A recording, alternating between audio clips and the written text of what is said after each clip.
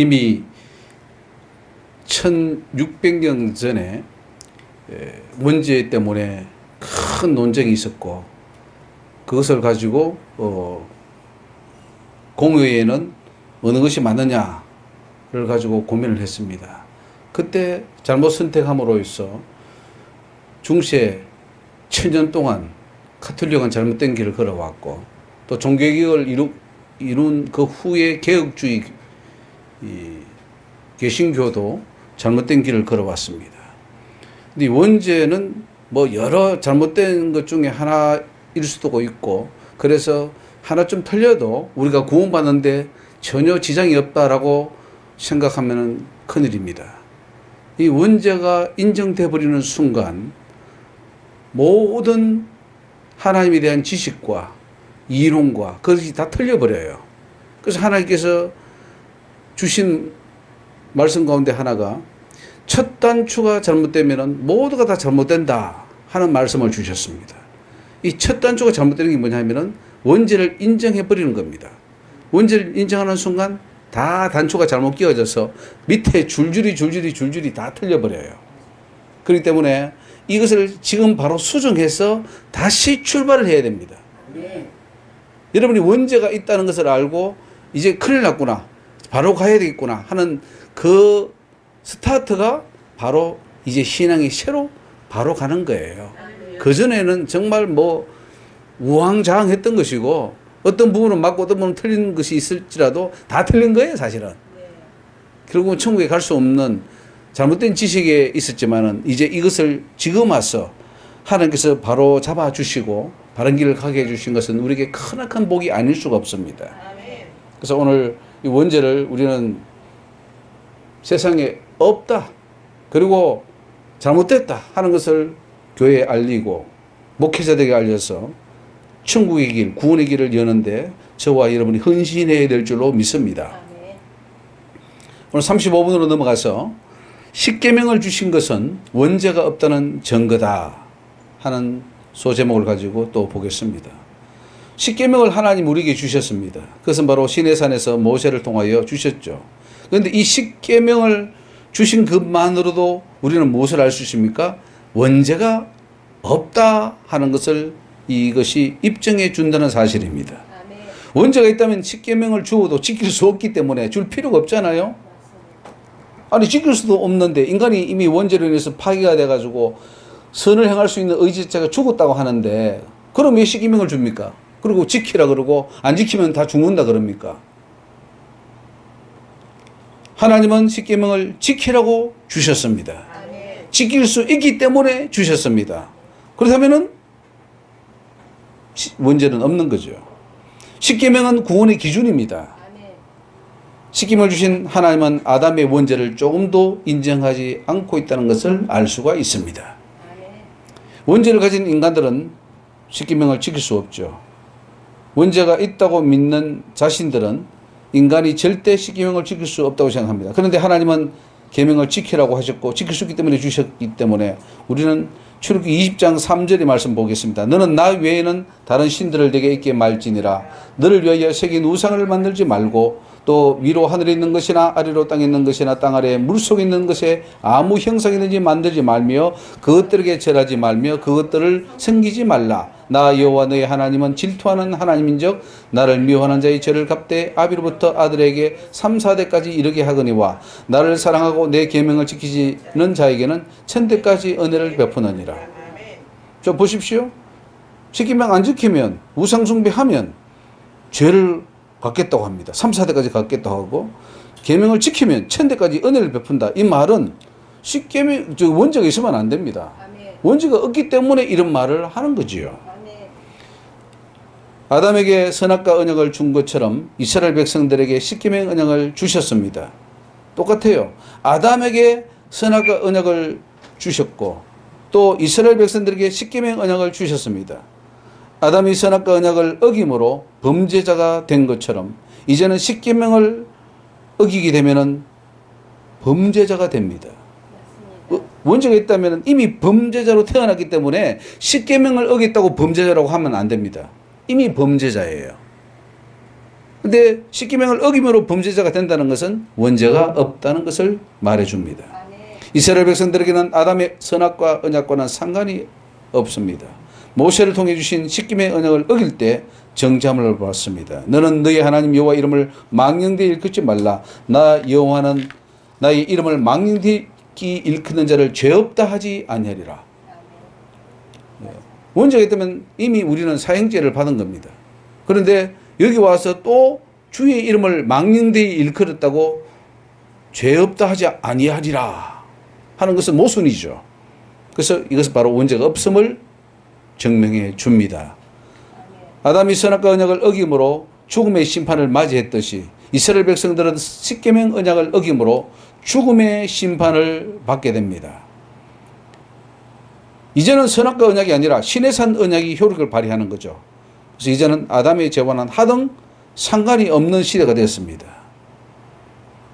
지금 교회들은 자신들과 아무런 상관이 없는 선악과 언약 때문에 스스로 죄악에 갇혀 있습니다. 참 어리석은 거죠. 그래서 세상이 참 우리가 봐도 불신자 세상을 우리가 참 어리석다 그럽니다. 저들은 하나님도 모르고 죽을 줄도 모르고 달려가네 라고 우리는 그들을 비방하지만 실상은 우리 교회들 역시 이 잘못된 사단의 가르침에 빠져가지고 그것을 믿고 가는 이 세상 사람들보다 더 어리석은 거 아닙니까? 그래서 하나님은 이 시대에 우리 하나님 백성들 가르쳐서 하나님 자녀를 가르쳐서 세상 자녀들이 더 지혜롭다고 했잖아요. 우리가 더 어리석어요 지금.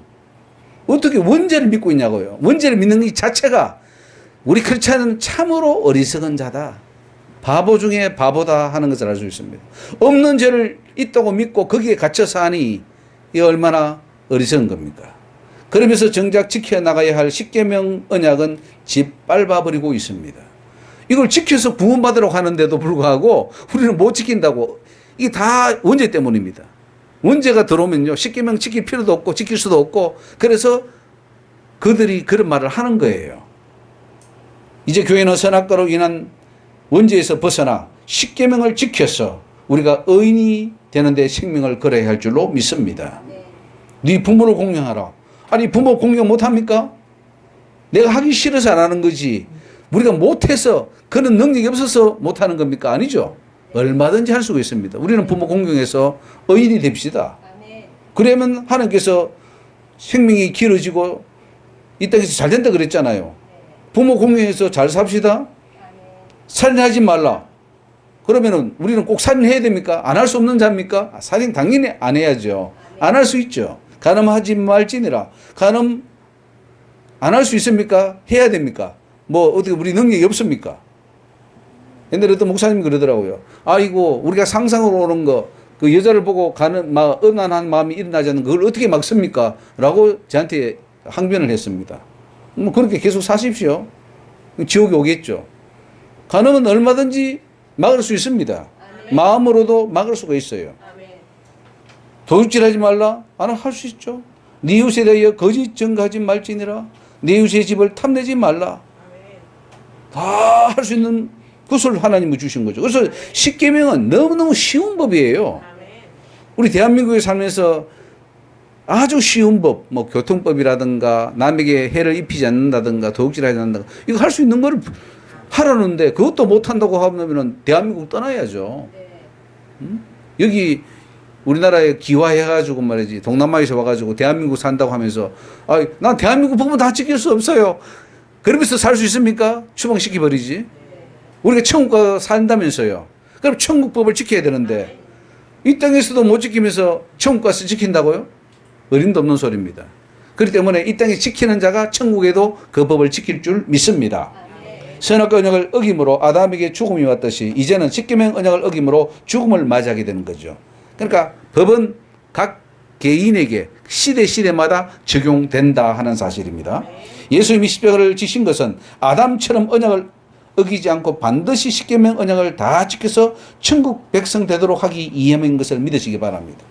우리가 법을 다 지킬 수 없으니까 예수님이 대신 지어서 주신 게 아니라 우리가 법을 다 지키도록 예수님이 십자가를 지셨다는 사실입니다. 진실로 너에게 이르노니 천지가 없어지기 전에는 율법의 1.1핵이라도 반드시 없어지지 아니하고 다 이루리라. 마태복음 5장 18절 말씀. 왜 이 말씀을 주셨느냐? 1.1억이라도 다 지키라 이거예요. 너 하나도 어기면 너 지옥 간다 이 말씀이지. 어떻게 우리가 이 해석을 잘못해가지고 하나도 못 지킨다 이렇게 합니까? 주님은 다 지키라 이거예요. 영생에 들어가는 길은 십계명을 완전히 지키는 것이라고 예수님이 말씀하고 있습니다. 십계명을 완전히 지키려면 먼저 원죄가 있다는 생각에서 벗어나야 돼요. 이게 딱 돌아버리니까 너희는 원죄를 가지고 태어났어 라고 딱 돌아버리니까 십계명 못 지켜, 율법 안 지켜도 천국 가, 이런 이상한 믿음이 되어버렸습니다. 이걸 부수려면은 원죄부터 부셔버려야 돼요. 이 원죄가 원수막입니다. 부셔버리세요. 원죄가 있다고 생각하면 절대 십계명을 지킬 수 없다고 생각하기에 십계명 준수는 불가능하게 되고, 그러면 왜 십계명을 줬느냐 하면은 못 지킨다는 걸 알게 하기 위해서 줬다, 이렇게 거짓말하고 있어요. 요게 오늘날 신학교들이 돈 많이 주고 가는 그 신학교들이 지금 그렇게 가르치고 있어요. 너희들은 못 지키는 것을 알아. 그리고 예수의 피로 공로로 천국 가는 거야. 그래서 감사하게 하기 위해서 주셨다. 이런 거짓말을 싹 돌려버렸어요. 사기꾼이죠. 우리는 이 사기꾼 신학교를 부셔버려야 됩니다. 다 부셔야 돼. 이게 다 문 닫아야 됩니다. 예수께서 가라사대 어찌하여 선한 일을 내게 묻느냐? 선한 일은 오직 한 분이시니라. 네가 생명에 들어가려면 계명들을 지키라. 그런데 어느 계명이오니까? 예수께서 가라사대 살인하지 말라, 간음하지 말라, 도둑질하지 말라, 거짓 증거하지 말라, 내 부모를 공경하라, 내 이웃을 내 몸같이 사랑하라 하신 것이니라. 다 지켜 행하라. 그러면 천국 간다 이 말씀입니다. 자, 36번 사형 제도를 세우신 것은 원죄가 없다는 증거입니다. 원죄가 있다면 사형 제도를 따로 만들 필요가 없습니다. 왜냐하면 그 원죄로 이미 그 사람은 사형에 처하게 될 것이기 때문입니다. 그런데 하나님은 사형 제도를 만들었습니다. 이것은 인간이 아담의 원죄를 전혀 받지 않았다는 말입니다. 출애굽기 20장 18절에 너는 무당을 살려두지 말지니라. 짐승과 행음하는 자는 반드시 죽일지니라. 여호와 외에 다른 신에게 희생을 드리는 자는 멸할지니라. 이렇게 사형 제도를 두셨단 말이죠. 왜 사형 제도를 두셨느냐? 문제가 없기 때문에 그런 거예요. 문제가 있으면 그냥 놔둬도 다 사형입니다. 다 사형. 원죄를 가졌다면 이미 죽은 상태에 있기 때문에 사형 제도와 상관없이 지옥에 떨어질 자들입니다. 사형을 언도받은 자에게 절도죄나 폭력죄를 추가한다고 해도 큰 상관이 없지 않습니까? 하나님께서 사형에 해당하는 죄의 기준을 정하시고 그것을 어길 경우 사형 집행을 하라는 것은 원죄가 없다는 명확한 증거입니다. 출애굽기 21장 14절에 사람이 그 이웃을 짐짓 못살아 했으면 너는 그를 내 단에서라도 잡아내려 죽일지니라. 자기 아비나 어미를 치는 자는 반드시 죽일지니라. 아니 여러분, 이 법을 어겼다고 해서 율법 좀 어겼다고 해서 죽이면 어떡합니까? 근데 죽이라고 하나님이 그렇게 말씀하십니다. 사람을 후린 자 반드시 죽일지니라. 아비나 어미를 저주하는 자 반드시 죽일지니라. 원죄가 있다면 그 후에 짓는 자범죄는 원죄에 어떤 영향도 미치지 않습니다. 이미 원죄로 사형 선고를 받은 상태에서 자범죄가 더해진다고 해서 달라질 것이 없기 때문입니다. 그래서 원죄를 믿는 자들은 자범죄에 대해 무감각합니다. 어차피 죽을 인생, 죄를 더 지으나 덜 지으나 상관이 없다고 생각하고 죄짓기에 담대합니다. 그러니까 여러분들 지금 왜 기독교가 망해버렸느냐? 기독교 망했죠? 기독교가 성공했습니까? 알고 그걸 배출하고 있습니까? 천국 백성을 지금 만들어내고 있습니까?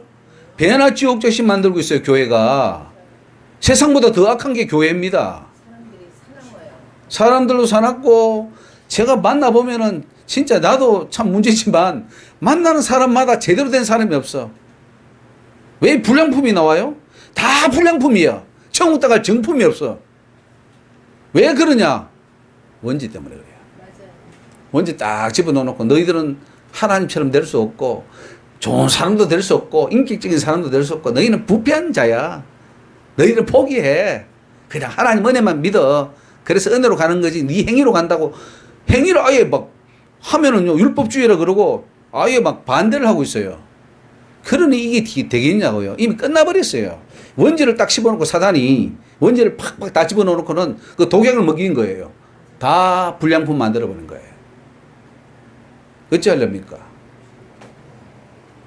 기독교가 2000년 흘렸는데, 그리고 정말 많은 종교가 일어났는데도 다 틀려버렸으니 이제는 큰일 났어요. 오늘 저와 여러분 천국 가야 되지 않습니까? 저와 여러분 정품돼, 천국이 정품이 되고 하나님 인정하는 알곡이 돼야 되죠. 쭉정이 못 갑니다. 쭉정이. 지금 다 원죄 때문에 쭉정이가 되고 있어요. 쭉정이 성도 100만 명, 1000만 명, 1억 명 소용없어요. 다 불입니다. 지옥불이에요. 한 명, 단 한 명 알곡 하나, 그곳이 하나님 앞에는 귀한 거예요. 그래서 하나님이 그렇게 말씀하셨어요. 한 명이 제대로 변화되고 한 명이 제대로 깨닫는 것이 진정한 부흥이다. 만약에 여기 모인 저와 여러분이 깨달았다면 이거는요 기적입니다. 진짜 여러분이 제대로 진리를 깨닫는다면 이거야말로 진정한 부흥이에요. 제가 빌리의 그램보다 더 큰 일을 한 거예요. 빌리 그램 뭐 했습니까? 쭉정이 만들었어요. 와 했지. 조용히 목사 뭐 했어요? 와 했지. 쭉정이에요. 제대로 되세요. 하나님은 알곡만 천국에 들어가면 보냅니다. 그래서 원죄가 없다는 것을 깨우치는 것이 얼마나 중요한지 알 수가 없습니다. 그래야만 자범죄를 짓지 않게 되고 천국 들어가는 노력하게 됩니다. 여러분 보세요. 이 원죄가 없다는 걸 알면 그때부터 뭐가냐. 아, 이 자범죄가 중요하구나. 이 자범죄 때문에 지옥 가는구나. 그럼 자범죄를 안 지어야 되겠구나. 그래서 죄에 대한 경각심을 가지고 그때부터 죄를 끊기 시작해요. 원죄를 인정해버리면은 자범죄를 지어나 안 지어나 우리는 원죄를 타고나기 때문에 어차피 죄인이야. 포기해버려요. 우리가 포기한 인생을 살았어요. 얼마나 오랫동안 포기했습니까? 뭐 죄를 다 지으니까. 크게 지어나 적게 지어나 그놈이 그놈이고 그죄가 아이고 그냥 다 그냥 죄에 대해서 무관해져 버려요. 그러니 여러분 얼마나 이게 무서운 범죄입니까? 천국 들어가는 여부는 자범죄에 의해 결정되기에 자범죄를 중요하게 생각해야 합니다. 원죄가 없다는 것을 알아야 자범죄를 짓지 않게 됩니다. 사단이 교묘하게 속이고 있는 원죄는 반드시 타파되어야 합니다. 그렇지 않으면 구원의 길은 열리지 않습니다. 아무리 여러분 구원 외쳐보십시오. 아무리 여러분 공부하고 성경 읽고 해석하고 원어를 가지고 해석하고 뭐 어떤 프로그램을 돌리고 끝입니다. 여기부터 첫 단추부터 바로 끼웁시다. 원죄설이 얼마나 모순인가를 만천하에 드러낼 때 진정한 종교개혁이 일어날 것입니다.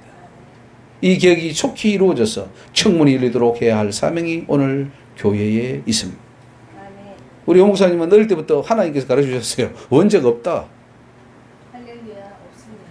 그런데 그것을 이제 왜 없는지 그 심각성도 잘 모르고 그러니까 믿은 거야 그렇게. 그런데 우리 신학한 사람들은 알잖아요. 이게 아주 신학 가지고 구절 가지고 이론 가지고 엄청나게 해놨잖아요. 그러니까 그런 말을 우습게 얘기한 거예요. 원죄가 없다고 웃기네. 오늘도 어떤 카톡에 제가 단톡에 이 광고를 냈더만은 어떤 분이 선량한 양떼들 미혹하지 말라고 그렇게 저한테 왔더라고요. 그래서 제가 우리 첫날 했던 거 내가 동영상 하나 보내줬습니다. 그러니 그게 얼마나 큰 죄입니까? 괜히 가만히 있으면은 이득이라고 하는데 괜히 해가지고 또 죄 짓는 거죠. 성령 회방죄를 짓는 겁니다. 근데 그거를 이제 하나님께서 지금 와서 하나하나 조목조목 말씀으로 지금 하는 이 세미나를 하게 된 거예요. 하나님 은혜입니다. 또 하나님이 이걸 하라 그랬어요. 책자도 내라 그러는데 딱딱 장식부터 신명기까지 딱 해가지고 한 권. 너무 뚜꾸게 하면 안 된다. 딱 해가지고 한 권. 그 다음에 또 한 권 해서 지금 4권 지금 낼 계획이 있어요. 내라고 했어요. 그래서 내는 거예요. 왜 원죄는 이거 팔리지도 않아요. 그런데 왜 냅니까? 하나님이 내서 각 도서관도 돌리고 다 지금 목사님께 돌리라 이거예요. 그 중에 깨달을 자가 있다는 거죠. 이거요. 진리는 그래요. 아무리 설명해도 못 깨닫는 사람은 못 깨달아요. 안 들어가요. 그런데 깨달아진 사람은 가만히 앉아있다가 그게 깨달아져 버려요. 그거 맞는데? 원죄가 없네? 이렇게 나오는 거죠. 이게 사실 논리적으로 설명한다고 될 문제가 아니에요. 신학적으로 학문적으로 백날 설명해도 안 되는 건 안 되는 거예요. 제가 아는 어떤 목사님도 목사님 내가 토론을 엄청 오래 해요. 근데 목사님 안 맞아요. 코드가 안 맞아요. 안 맞대요. 할 수 없죠. 어떡하게 자기 갈 길을 가야지. 그런데 이건 불신자가 들어도 야, 이게 이렇게 해서 원죄가 없는데 이게 맞냐? 아니면 이렇게 설명해서 이게 원죄가 있다고 하는데 이게 맞냐? 물어보면 불신자들도 알 수 있는 그런 아주 이 명확한 진리를 누가 모르느냐? 우리 목사님들이 모른다는 사실이고 신학자들이 모른다는 사실입니다. 불쌍한 일이에요. 예? 그래서 오늘 오면서도 이런 이야기 했어요. 야, 진리가 모를 때, 모르면 어떻게 가르치는 사람이 없으니까 어떻게 하겠냐면은 진리가 나와서 이렇게 이렇습니다라고 가르쳐 주는데도 그게 안 깨달아지고 모르는 것은 너무 저주받은 인생이다. 불쌍한 인생이다. 희망이 없으니까. 여러분이 만약에 이게 들려서 깨달아진다면 여러분 하는 게 정말 복받은 거고 감사하세요. 이 깨달으면 누가 뭐 팬다고 되겠어요? 아니면 주입시킨다고 되겠어요? 깨달아져야 되는 거예요. 이게 영의 문제예요. 하나님 말씀은 이 말은 영이라 그랬어요. 영. 영은 이론으로 되는 게 아니에요. 연구로 되는 게 아니에요. 깨달아져 버리는 거예요. 계시가 뭐예요? 계시는 열려서 천국이 보여버리는 거야. 스데반이 예수님이 보이는 것처럼 사도 요한이 계시록이 더 천국이 보이는 것처럼 보이는 거지. 그게 연구이 된 거 아니잖아요. 성경은 계시로 된 거예요. 사도 바울이 그랬죠. 내가 이거 누가 사람한테 배운 것도 아니고 연구해서 된 것도 아니야. 이거는 계시로 된 것이다 그랬어. 그러니 목사님들은 30년씩 연구한대요. 예. 정동수 목사님도 30년 연구하고 우리 다 미국 가서 이제 박사학위 받고 뭐 다 하잖아요. 그 박사학위 받는 사람들 다 지옥 갑니다. 저도 박사학위 받는데 딱 받는 순간 지옥 떨어진다 그러더라고 하나님이. 심각한 거죠. 다 갑니다 지옥. 올 자가 없어요 천국에. 하나님 지금 눈물 흘리시면서 천국 올 자가 없다고. 저와 여러분 가야 됩니다. 자 37번에 이스라엘 백성들과 새롭게 언약을 맺는 것은 선악과 언약은 더 이상 효력이 없다는 증거입니다. 하나님은 이스라엘 백성들을 출애굽시킨 다음에 시내산에서 새로운 언약을 맺지 않습니까? 아담과 선악과 언약을 맺었던 것처럼 시내산 언약을 이스라엘 백성과 맺어요. 그러니까 에덴 동산의 선악과 언약은 지금 이스라엘 백성들과 연관이 있습니까? 없습니까? 없죠? 없어요. 지금 왜 언약을 맺습니까? 선악과 언약이 효력이 있다면 맺으면 안 되죠. 없으니까 맺는 거예요.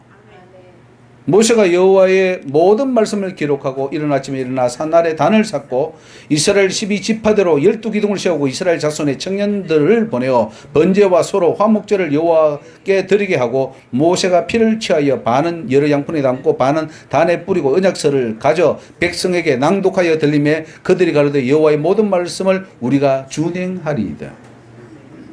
모든 말씀을 우리가 준행하리이다. 원칙이 있습니까? 없습니까? 원칙이 있으면 이런 말 할 수 없죠. 기능 자체가 이미 다 부셔져 버리기 때문에. 모세는 하나님이 주신 율법과 계명을 선포하고 피를 뿌리면서 언약의 피라는 것을 강조합니다. 하나님의 언약이 새로 맺어진 거죠. 출애굽기 24장 8절에 모세가 그 피를 취하여 백성에게 뿌려 가로되 이는 여호와께서 이 모든 말씀에 대하여 너희와 세우신 언약의 피니라. 언약은 뭐냐? 어기면 죽고 지키면 사는 거예요. 약속이에요, 약속. 선악과 약속 똑같아요. 이거 약속 따먹으면 죽고 안 따먹으면 산다 이거예요. 너 이 언약 지키면 살고 안 어기면 죽는다. 똑같은 거예요. 언약은 지금도 우리가 맺어 있다고 말씀드렸잖아요. 지금도 여러분 다 언약 맺어졌어요. 하나님께 1대1로 맺어졌어요. 뭐 집단이 아니에요. 여러분이 어기면 죽고 지키면 사는 거예요. 그래서 심판은 1대1입니다. 집단이 아니에요. 1대1로 닿는 거예요. 따라서 아담의 선악과 언약은 더 이상 아무런 효력이 없어진 것을 알 수가 있습니다. 하나님은 선악과 언약을 지키라고 하지 않습니다. 야, 그 아담과 맺었던 그 선악과 언약 지켜? 그러면 그 효력이 있는 거죠. 근데 그거 아니에요. 지금 너와 맺은 이 언약서, 여기에 언약을 지키라는 거예요. 이제부터는 시내산에서 주어진 십계명 언약을 지켜야 구원을 받는다고 합니다. 그래서 내 볼지어다 날이 이르리니 내가 이스라엘 집과 유다 집으로 새 언약을 세우리라. 히브리 8장 8절. 새 언약을 세운다 이거죠. 하나님은 옛 언약 아닙니다. 새 언약 계속 세웠으고 지금도 우리와 새 언약을 세우는 줄 믿으시기 바랍니다. 물론 시내산에서 세운 이 언약도 신약 시대에 오면 어떤 법은 더 이상 효력이 없어집니다. 예수님에 의해 완성되면서 폐해질 법은 또 폐해졌습니다. 그러다 보니 구약 전체가 신약의 복음과 상관이 없는 것으로 생각하는데 그것은 잘못입니다. 새 언약이라 말씀하셨으며 첫 것은 낡아지게 하신 것이니 낡아지고 쇠하여진 것은 없어져 가는 거니라. 히브리서 8장 13절 말씀. 첫 언약이 낡아져서 폐해진다는 것은 율법 전체를 말함이 아니라 십계명을 비롯한 도덕법과 영법은 변하지 않습니다. 대신 속죄에 관한 각종 제사나 절기법은 폐기가 됩니다. 왜냐하면 예수님에 의해서 완성되었기 때문이에요. 예수님은 또 새 계명을 주셨습니다. 그것은 서로 사랑하라는 것이에요. 자, 고린도서 11장 25절 보면은 이 자는 내 피로 세운 새 언약이라. 예수님 오셔서 또 언약을 세우셨어요. 피를 주면서. 그 피를 마시면은 우리가 예수와 하나가 되고 죄가 사해지는 동시에 뭡니까? 예수처럼 살아라 이거예요. 새 계명을 너희에게 주노니 서로 사랑하라. 내가 너희를 사랑한 같이 너희도 서로 사랑하라. 새 계명 주셨습니다.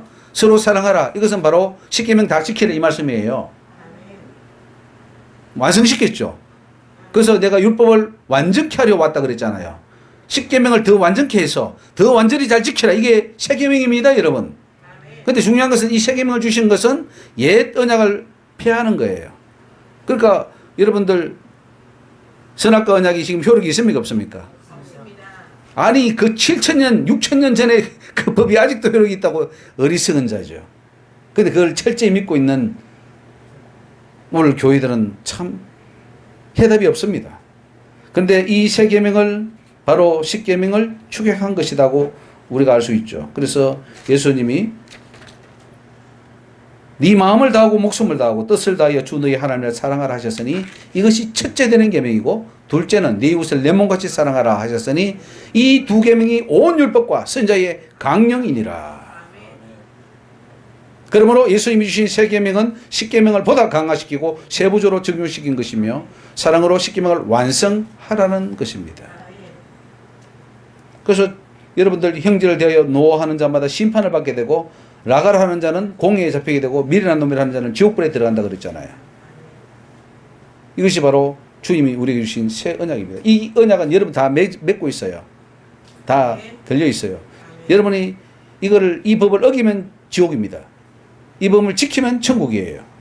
선택은 내가 하는 거예요. 천국 가고 지옥 가는 것은 아담이 나를 결정하는 게 아니에요. 왜 아담 때 죄 때문에 내가 지옥 갑니까? 내 죄 때문에 내가 지옥 가는 거예요. 그렇게 말해줘야 정신 차리고 전부 다 죄안 짓고 천국 가려고 하지. 아담 때문에 더 지옥 간다는데 누가 열심히 노력하겠어요. 그리고 내 노력도 안 된다. 예수 공로로 간다 하니까 내 공로 없이 간다고 하니까 누가 노력하겠습니까? 완전히 우리 그렇지 않은 데를 완전히 좀비 비슷하게 그냥 무능력하게 손과 발을 다 묶어버린 거예요. 이 원죄 부셔야 되겠죠? 아담과 맺은 선악과 언약은 폐해졌지만 모세와 맺은 시내산 언약은 일부는 폐해진 동시에 예수로 완성이 됩니다. 또한 십계명은 더 강화됩니다. 결국 아담의 문제는 그 후손들에게 아무런 영향력도 없음이 증명이 됩니다. 자, 38번으로 넘어가서 모세, 제사장들, 장로들이 하나님을 보고서도 죽지 아니한 것은 그들에게 원죄가 없다는 증거입니다. 죄인들은 하나님을 볼 수도 없고 보면 죽습니다. 그런데 모세와 제사장들은 또 70인 장로들은 하나님을 보고서도 죽지 않았습니다. 이거 무엇을 의미합니까? 원죄가 없다는 증거예요. 만약에 원죄가 있다면 다 죽어야지. 모세와 아론과 나답과 아비후와 이스라엘 장로 70인이 올라가서 이스라엘 하나님을 보니 그랬죠. 하나님을 봤어요. 그 발 아래는 천국을 펜듯하고 하늘같이 청명하더라. 하나님이 이스라엘 존귀한 자들에게 손을 대지 아니하셨고 그들은 하나님을 보고 먹고 마셨더라. 원죄가 있습니까 없습니까? 없습니다. 없어요. 아담이 하나님 앞에서 죽지 않았던 것처럼 모세와 이스라엘 지도자들도 하나님을 보며 먹고 마셔도 죽지 않았던 것은 원죄가 없다는 확실한 증거입니다. 자, 39번으로 넘어가서 안식일법을 어길 때 사형을 당하는 것은 아담의 원죄가 아무런 상관이 없다는 것을 말해줍니다. 원죄가 있다면 어떤 법도 의미가 없어져 버립니다. 구약의 모든 법은 지키라고 준 게 아니라 지킬 수 없다고 준 것이다. 이렇게 돼버려요. 그러니까 누가 지키려고 하겠습니까? 지킬 필요가 없죠. 지키는 자가 바보예요. 안 지켜도 되는데 왜 지킵니까? 지키는 자가 어리석은 거죠. 원죄가 있는 자들에게 안식일 법을 지키는 것은 중요하지 않겠죠. 원죄로 이미 뭐 다 인간이 파괴가 됐는데 뭐 안식일 법 하나 지킨다고 안 지킨다고 그게 무슨 의미가 있느냐 이렇게 돼버립니다. 그 법을 지키든 지키지 않든 원죄를 가진 자들은 심판을 받아야 합니다. 그래서 법을 지키려고 노력할 자가 없을 것입니다. 하나님은 안식일 언약을 세우고 지킬 것을 말씀합니다. 그것이 하나님과 이스라엘 백성 사이의 대대의 표징이라 그래요. 그 안식일을 지킴으로 여호와를 알게 된다고 합니다. 이것은 원죄가 없음을 전제로 하는 것입니다. 여호와께서 모세에게 가라사대 너는 이스라엘 자손에게 고하여 이르기를 너희는 나의 안식일을 지키라. 이는 나와 너희 사이에 너희 대대의 표징이니 나는 너희를 거룩하게 하는 여호와인 줄 너희로 알게라. 하나님이 이스라엘 백성을 거룩하게 한답니다. 원죄를 가진 자가 어떻게 거룩하게 합니까? 거룩하게 할 수가 없죠. 다들 모순이죠. 사형수에게 또 다른 죄가 첨가된다 하더라도 이미 사형이 언도된 상태에서는 달라질 것이 아무것도 없어집니다. 사형수에게 사형은 한 번으로 족하지 두 번, 세 번 사형 언도는 아무런 의미가 없어지는 거죠. 근데 이 안식일법을 어길 경우에는 반드시 죽인다. 이것은 원죄가 없음을 우리에게 알려주는 것입니다. 자, 넘어가서 40번에 제2계명 어길 때 하나님이 진노하시는 것을 보면 원죄가 없다는 것을 알 수가 있습니다. 아담의 선악과 범죄는 에덴 동산에서 쫓겨날 뿐 아니라 생명과를 먹지 못하고 땀 흘리며 일하다가 죽게 되는 형벌을 받게 되는 거죠. 선악과 범죄는 하나님의 무서운 진노와 형벌을 가져왔습니다. 그런 선악과 범죄를 아담과 함께 모든 인간들이 지었다면 하나님은 아담에게 행한 그 징벌을 모든 인간들이 내려야 마땅합니다. 그런데 아담 후에 태어난 자들에게 아담에게 행한 그 징벌을 실행하지 않았습니다. 왜 그렇습니까? 그것은 선악과 범죄가 아담과 하와에 국한되어 있고 그 후손에게는 어떤 효력도 미치지 못하기 때문입니다. 만약 선악과 범죄가 그대로 있는 상태에서 우상을 만들지 말고 절하지 말라는 제2계명을 어긴다면 어떻게 되겠습니까? 이미 원죄로 하나님의 형벌을 받을 자이기 때문에 우상 숭배죄를 더 가중해서 벌을 내릴 필요가 없는 것이죠. 그러니까 사람들이 죄를 먹고 마시면서 두려워하지 않습니다. 오늘날 전부 다 여러분 죄를 누가 제일 잘 짓습니까? 우리 크리스찬들이 더 많이 짓는 것은 지어도 용서받으니까. 사회에 안 믿는 사람들은 그래도 양심의 가치가 있어서 그래도 안 지려고 하는 부분이 있는데 우리는 지어도 용서받으니까 또 나는 죄를 지어도 지옥 안 가니까 담대히 짓는 이 무서운 죄를 목사님들이 그렇게 짓고 하지 않습니까? 그건 다 원죄가 그렇게 만들어낸 거죠. 그러나 아론과 백성들이 금송아지 우상을 만들었을 때 하나님은 어떻게 하십니까? 진노하시고 그들을 다 죽이려 했습니다. 금송아지 하나 만들었다고 다 죽이려 했어요. 원죄가 있다면 왜 죽입니까? 어차피 그들도 죽일 인생이니까 놔뒀다가 그냥 다 나중에 죽도록 놔둬버리지요. 근데 하나님이 진노하신 목적, 이유가 뭡니까? 이 백성을 보니 목이 곧은 백성이로다. 그런즉 나대로 하게 하라. 내가 그들에게 진노하여 그들을 진멸하고 너로 큰 나라가 되게 하리라. 문제가 없죠? 그리고 모세를 통해서 왜 큰 나라가 되게 합니까? 모세도 원죄가 있다면 모세를 통해서 큰 나라 돼봐야 다 원죄를 가진 죄인이 태어날 텐데 왜 큰 나라 되냐? 원죄가 없습니다. 금송아지를 만들었을 때 하나님은 그 백성들이 부패했다는 표현을 사용합니다. 자, 내려가라. 네가 애굽 땅에서 인도하여 낸 네 백성이 부패하였도다. 여러분 보세요. 원죄로 인해서 우리가 아담 때부터 태어날 때부터 부패했다. 이게 원죄입니다. 원죄를 말하는 사람들이에요. 그런데 하나님이 금송아지 만들었다고 내 백성이 부패했다. 이 말을 하면 됩니까? 안 됩니까? 하나님이 모순이 빠져버리는 거죠. 하나님이 원죄를 모르는 겁니다. 근데 하나님 원죄를 모르시겠어요? 우리를 지으신 분인데. 그러니까 하나님이 원죄를 인정하지 않는다는 말씀이에요. 하나님께서 금송아지 우상으로 진노하시는 것은 원죄가 없던 이스라엘 백성들에게 자범죄를 지었기 때문이에요. 그러니까 우리가 더러워지고 부패하는 것은 자범죄 때문이다. 이렇게 말해야 정확합니다. 또 우리는 교묘하게 해요. 어떻게 만드냐면은 우리는 원죄와 자범죄로 인하여 지옥 간다, 심판받는다, 이렇게 또 살짝 돌려놨어요. 아니에요. 오직 자범죄 때문에 우리가 지옥에 떨어집니다.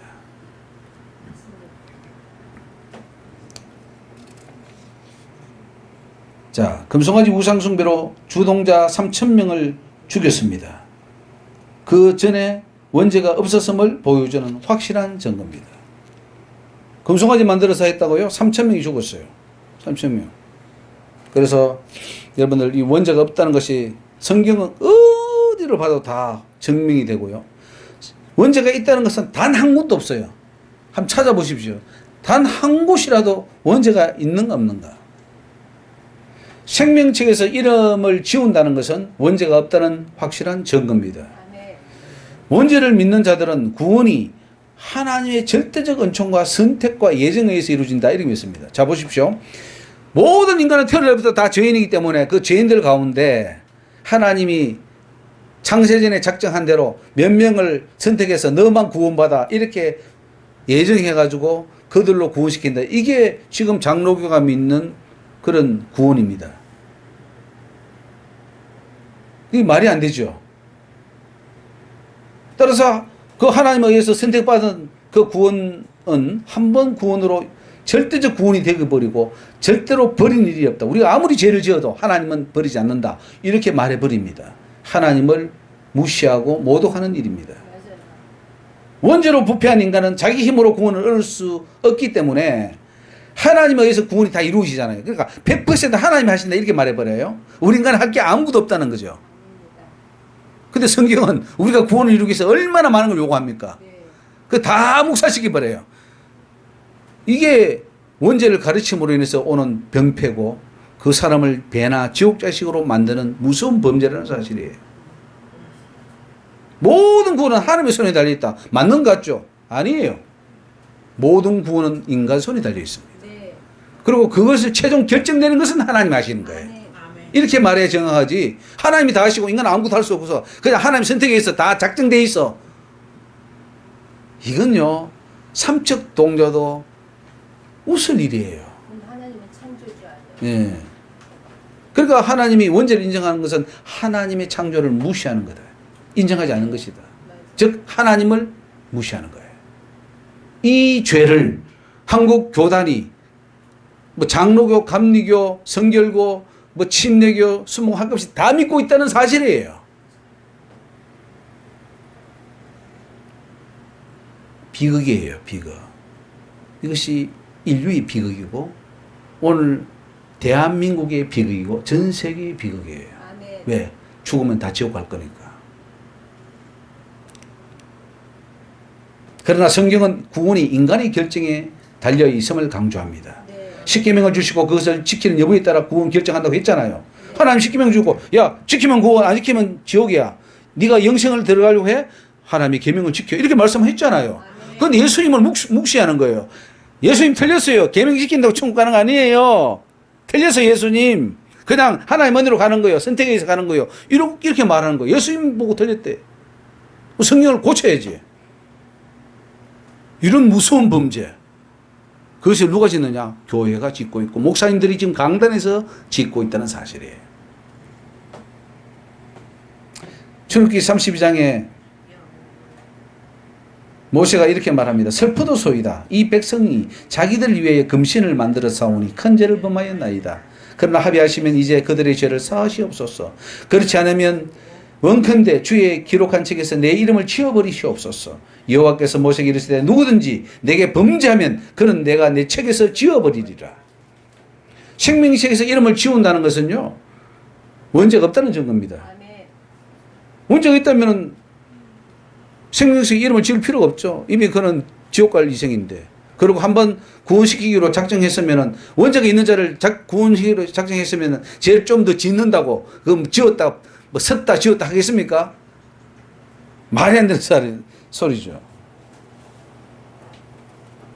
구원이 인간의 범죄에 의해서 취소될 수 있음을 말하고 있습니다. 이것은 바로 원죄가 없다는 증거입니다. 하나님이 무조건적인 선택에 의해서 결정된 게 아니에요. 구원은 인간의 선택에 의해서 하나님이 그를 예정하고 붙드시고 자기 백성으로 아멘. 데리고 가시는 거예요. 그게 구원입니다. 자, 42번에 목이 곧은 이스라엘 백성이라 하는 것은 원죄가 없게 할 수 있는 말입니다. 아담의 원죄가 모든 인간들에게 영향을 미쳤다면 자범죄는 얼마든지 상관이 없습니다. 원죄로 인하여 완전히 부패한 상태에 있다면 아무리 교만하고 악하다 하더라도 그를 비난하면 안 돼요. 정죄하면 안 돼요. 그게 어리석은 거예요. 왜? 그는 그렇게 태어났는데 악하게 태어났고 죄를 안 지을 수밖에 없게 태어났는데 죄 지었다고 욕하면 그 욕하는 사람이 바보지. 바보한테 바보짓 한다고 야 너 바보야 하는 그런 정상인이 있습니까? 그는 바보니까 바보짓을 하게 돼 있어요. 근데 잘하는 자도 바보인데. 예. 그러니까 우리 인간을 완전히 이게 바보로 만들고 무능력하게 만들고 죄로 올감이 씌워서 이렇게 만들어 놓고 여기다가 하나님은 최고의 것을 요구하잖아요. 너는 하나님처럼 되어야 돼. 예수님처럼 되어야 돼. 계명을 지켜서 정말 험도 티도 없어야 돼. 이걸 요구한다고 생각해 보십시오. 그럼 하나님이 이상한 분이에요. 하나님이. 인간을 모른다는 거지. 하나님이 인간을 모릅니까? 창조하신 분이. 그러니까 인간이 나쁜 거예요. 신학자가 나쁜 거예요. 하나님은 이스라엘 백성들이 범죄했을 때 목이 곧은 백성이라 질타하십니다. 원죄가 없기 때문에 이렇게 말씀하시는 거예요. 너희들 얼마든지 내 말씀대로 순종하고 계명 잘 지켜서 정말 이 땅에서도 복을 받고 천국 들어올 수 있는데도 불구하고 왜 너희들이 안 지켜서 너희들 저주받고 심판받고 지옥 떨어지느냐 이거예요. 원죄가 있다면 목이 곧은 백성이라고 할 필요가 없습니다. 이미 원죄로 목이 곧은 백성이 되어 있어요. 근데 그들에게 목이 곧은 백성이라 하면 그건 모순이에요. 그들을 진멸하겠다고 할 필요도 없는 겁니다. 진멸되도록 되어 있는데 뭘 또 진멸하겠다고 그래요. 진멸하면 되는 거고 진멸 놔두면 다 진멸할 텐데. 이스라엘이 범죄함으로 하나님이 진멸을 하겠다고 하는 것은 원죄가 없는 것을 증명해 주고 있고 미리 타락한 상태가 아니라는 겁니다. 그러므로 아담의 원죄는 절대 그 후손에게 전가되거나 유전되지 않음을 성경이 증명하고 있습니다. 자, 43번에 자범죄의 심판은 원죄를 부정하는 것입니다. 원죄가 있다면 자범죄는 의미가 없어집니다. 그 원죄만으로도 얼마든지 지옥의 심판을 받기 때문이에요. 사단도 그래요. 이제 이 원죄만 있으면 다 지옥 가는데 왜 자범죄를 또 짓게 합니까? 가만히 놔둬도 다 지옥 가요, 그냥. 근데 왜 자범죄 짓게 합니까? 사단이 활동한 것만 봐도 원죄가 없다는 걸 알 수 있겠죠. 근데 하나님은 자범죄를 강조해요. 자범죄 지으면 안 돼. 천국과 지옥이 자범죄에서 나누죠. 이렇게 말씀하고 있습니다.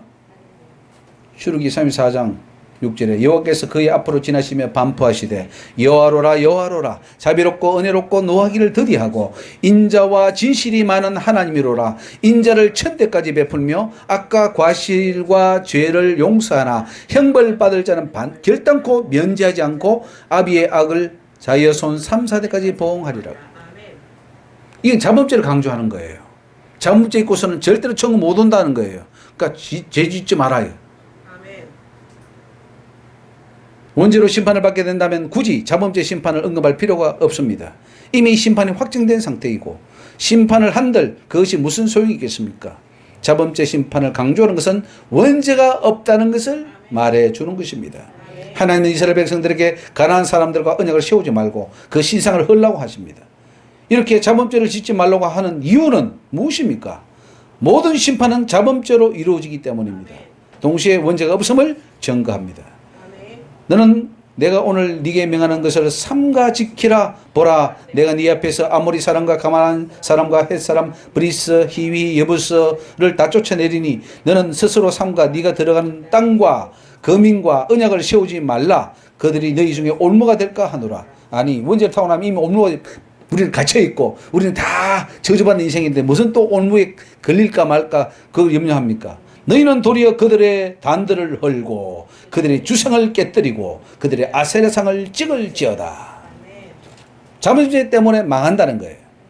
그러니까 원죄는 없는 것이다. 44번 왜 원죄 사함 받는 속죄제는 없는가? 죄를 사함받기 위해서는 속죄제가 필수죠.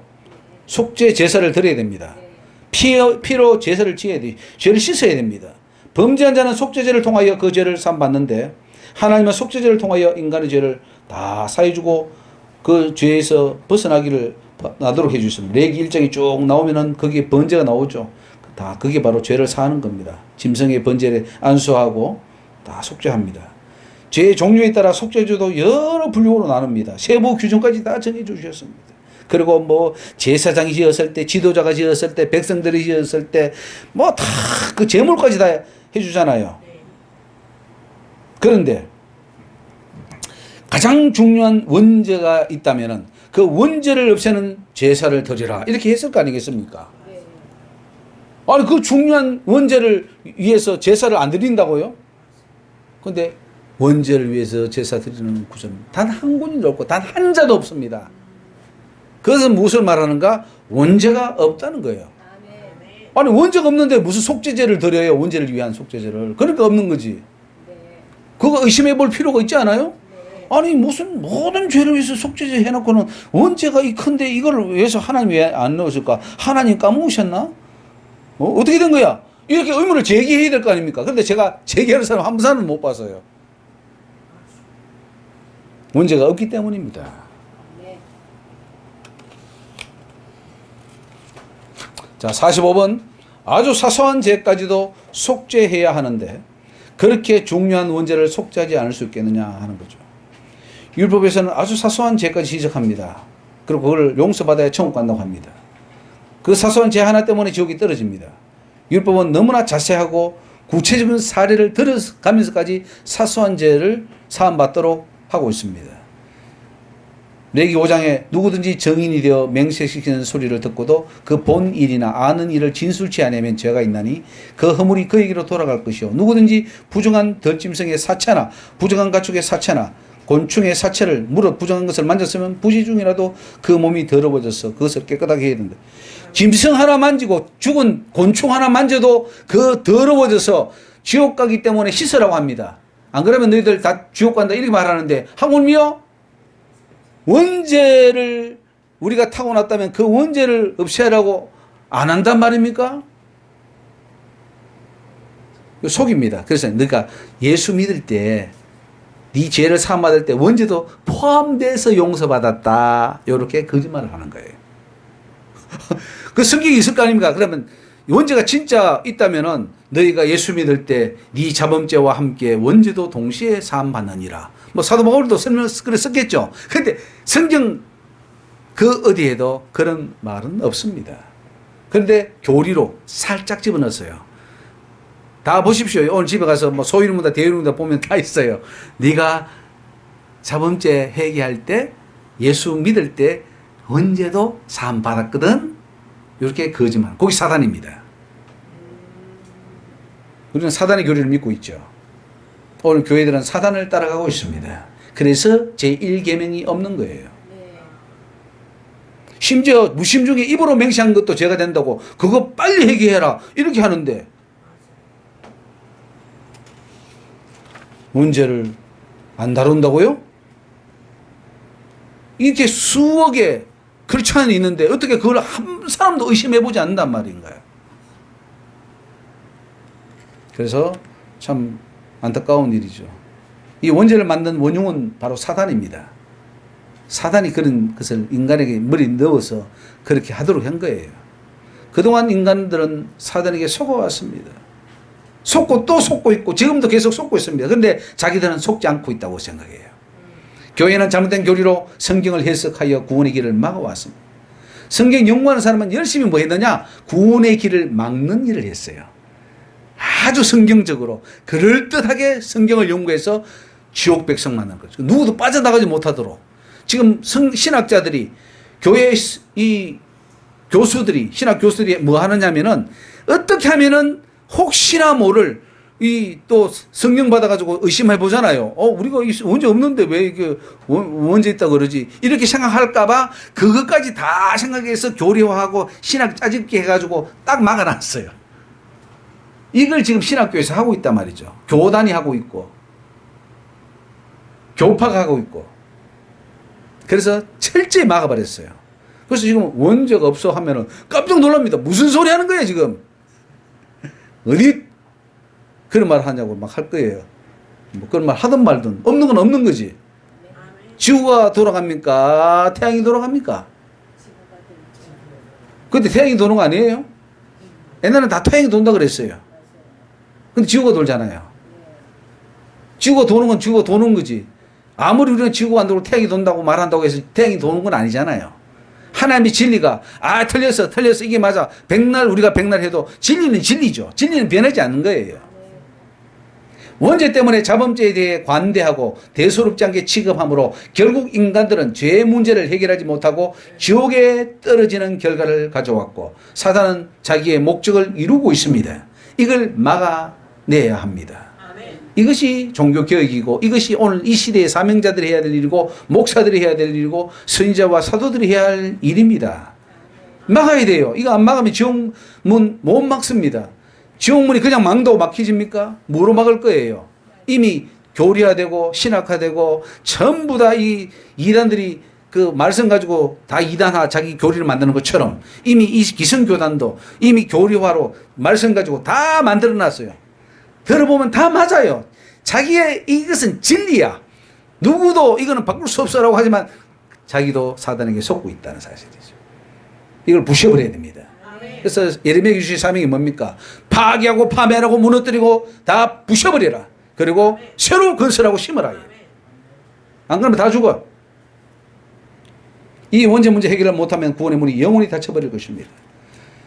레위기 5장 17절에 만일 누구든지 여호와의 검령 중 하나를 부지 중에 범하여도 허물이라 벌을 당할 것이니 그는 너의 지경은 가치대로 때중 흠없는 수양을 속건제물로 제사장에로 가져올 것이요 제사장은 그의 부지 중에 그릇 범한 허물을 위하여 속한 자 그가 사함을 얻으리라. 부지 중에 지은 죄도 그 혹시 모르니까 이게 용서받으라고 하는데 원죄를 이렇게 중요한 문제를 만약에 있다면은 다루라고 하지 않겠습니까? 그러니까 우리는 거짓된 원죄에 속았던 것을 회개하시고 가서 외치세요. 원죄는 없다. 원죄 믿으면 다 죽는다. 그렇게 외치시기 바랍니다. 10분간 쉬었다 하겠습니다.